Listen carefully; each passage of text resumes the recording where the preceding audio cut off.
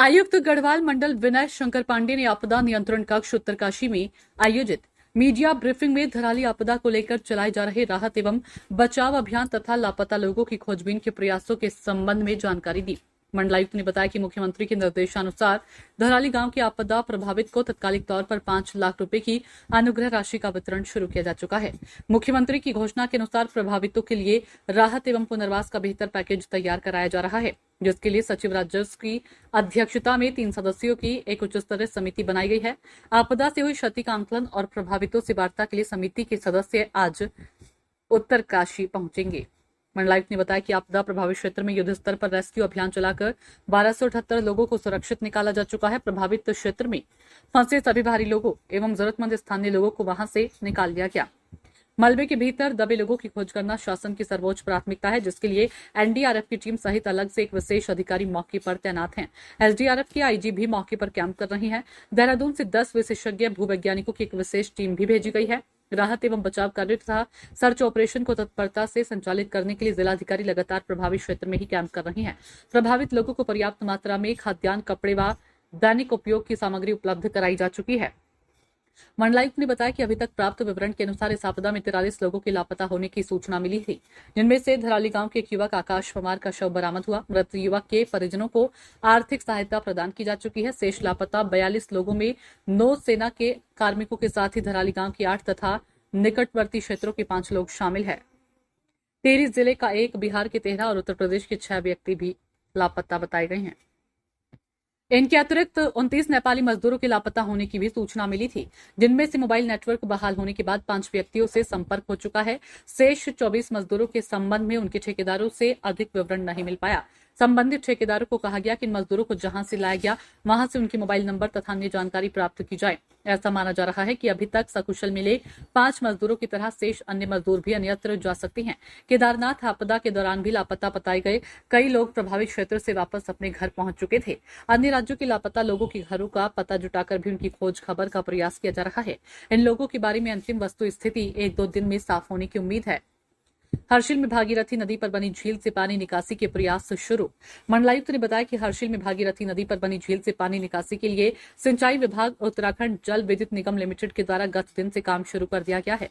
डबरानी सोनगाड़ क्षेत्र में सड़क मरम्मत हेतु पहुंची मशीनें, पैदल मार्ग पर सुरक्षा व सहायता के अनेक इंतजाम। मंडलायुक्त ने बताया कि आपदा प्रभावित क्षेत्र में सड़क संपर्क बहाल करने का काम तेजी से जारी है। गत रात्रि को लिमचिया गाड़ में वैली ब्रिज का निर्माण पूरा हो चुका है। अब डबरानी और सोनगाड़ क्षेत्र में क्षतिग्रस्त सड़क बहाल करने का काम चल रहा है। मंगलवार शाम तक इस क्षेत्र में सड़क संपर्क बहाल हो जाने की उम्मीद है। लिमचिया गाड़ में वैली ब्रिज बनने के बाद भारी मशीनों को डबरानी क्षेत्र में पहुंचा दिया गया। डबरानी से सोनगाड़ तक लगभग 5 किलोमीटर पैदल मार्ग पर एक हेल्प पोस्ट एवं मेडिकल कैंप की व्यवस्था करने के साथ ही एसडीआरएफ व वायरलेस टीम को भी तैनात किया गया। डबरानी से सोनगाड़ के बीच खच्चरों के माध्यम से गैस सिलेंडरों को भेजना शुरू कर दिया गया है। जिन हिस्सों में सड़क अवरुद्ध है वहां पर ट्रांसशिपमेंट कर प्रभावित क्षेत्र के लिए जरूरी सामान की आपूर्ति की जा रही है। सड़क बाधित होने के कारण प्रभावित गांवों में प्रशिक्षित आपदा मित्रों एवं पंचायत राज विभाग के माध्यम से लगातार संपर्क किया जा रहा है। प्रभावित क्षेत्र में मोबाइल संपर्क उपलब्ध है। आपदा नियंत्रण कक्ष निरंतर संचालित हो रहा है। प्रभावित गांवों में कोई समस्या होने पर तत्काल सहायता पहुंचाए जाने की व्यवस्था सुनिश्चित की गई है।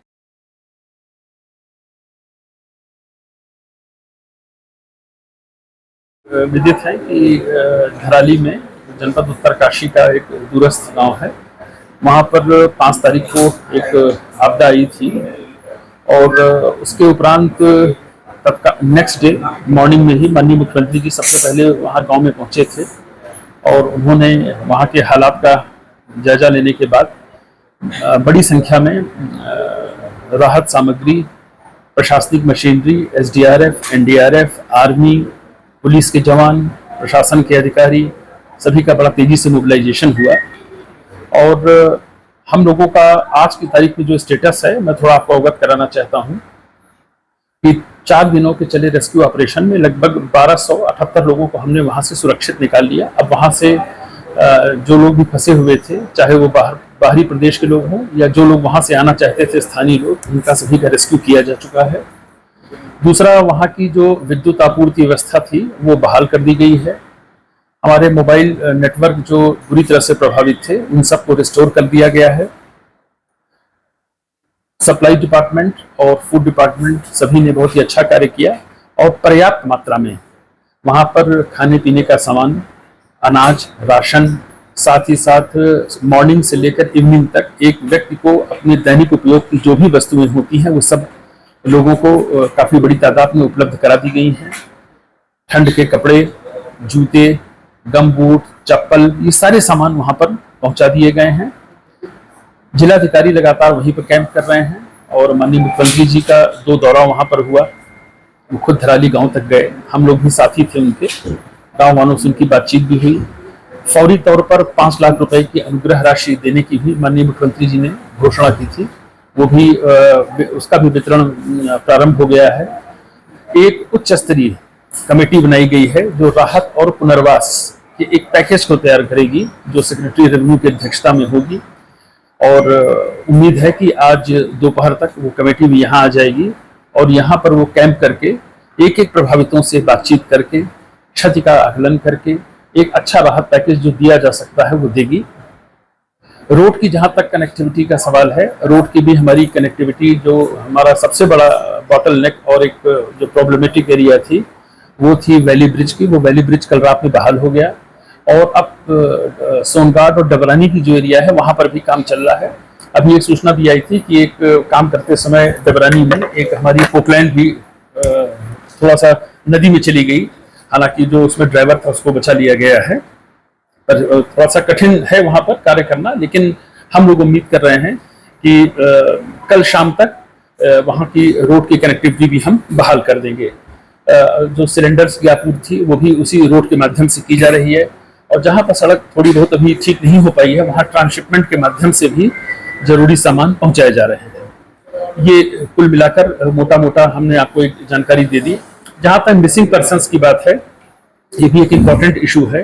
तो अभी तक जो हम लोगों के पास आंकड़े आए हैं उसमें मिसिंग पर्सन्स की संख्या 43 है। उसका मैं आप कहें तो मैं ब्रेकअप आपको दे सकता हूँ जो अभी तक हमारे पास रिपोर्ट हुए हैं।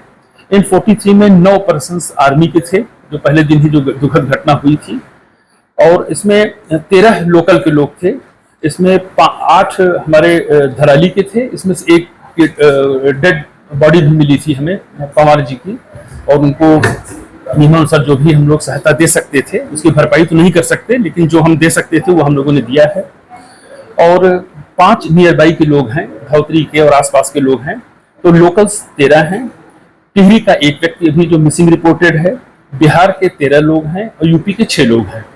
इसके अतिरिक्त एक बड़ी संख्या आई थी 29 नेपाली मजदूरों के लापता होने की, लेकिन इनकी जो अभी स्थिति हम लोगों ने मोबाइल नेटवर्क बहाल हुआ है तो उसमें 5 तो मिल गए हैं।